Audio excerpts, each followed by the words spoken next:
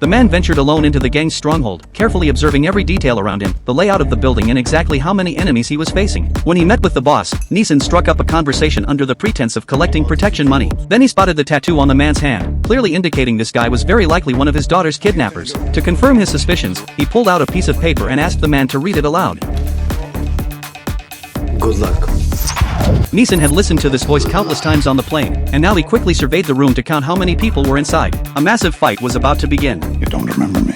I spoke on the phone 2 days ago. The bearded man suddenly realized what was happening and tried to fight back, but Neeson grabbed his head and slammed it hard against the table. Snatching a knife from the table, he instantly took out 2 men, then grabbed the man's gun and eliminated the enemy in front of him. The gang members outside heard the commotion and rushed toward the room, but when they arrived, they found only bodies scattered across the floor. While they stood there in shock, Neeson, who had been lying on the ground, launched his counterattack. He escaped into the hallway and entered another room, instantly killing a man who was coming downstairs. In the blink of an eye, he had cleared out all the guards in the building. He quickly made his way upstairs, searching through each room. Every room contained a drug girl, all around 18 years old, but he still couldn't find his daughter. Then he spotted his daughter's friend and was about to rescue her, but she had already stopped breathing from a drug overdose. He then dragged the unconscious bearded man to a safe house, driving 2 steel spikes directly into his thighs and connecting them to high-voltage electricity. Neeson showed him a photo and demanded to know his daughter's whereabouts.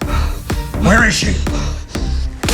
Without wasting any more words, he stuffed a cloth into the man's mouth to prevent him from biting his own tongue, then flipped the power switch. After a round of electric shock therapy, the man remained stubborn. Neeson had no choice but to increase the voltage. He didn't have time to waste. Finally, under the intense electrical current, the man broke down and confessed. Because Neeson's daughter was an extremely rare prize, she would be put up for auction, and he revealed that the person in charge of the auction was named Sinclair. Having extracted all useful information, the man had outlived his usefulness. Next, Neeson went to his old war buddy Laud's house, already knowing he was connected to the kidnappers. With time running out, he shot and wounded Laud's wife to force him to reveal the location of St. Clair's auction. For his family's safety, Laud had no choice but to use the internal system to investigate and provide accurate information. After getting what he needed, Neeson knocked out his former comrade and left. Soon he arrived at the auction house using the address. He used his friend's identity to infiltrate the main hall, which appeared glamorous on the surface but was secretly conducting unspeakable human auctions. Neeson watched as someone entered a hidden elevator and quickly followed. After confirming the elevator stopped at the basement level, he knocked out the guard with one punch and made his way to the auction floor. Just as a server appeared, he assumed the server's identity and slipped into the auction hall. Inside, a live human auction was taking place, and the final, featured item up for bid was Neeson's daughter.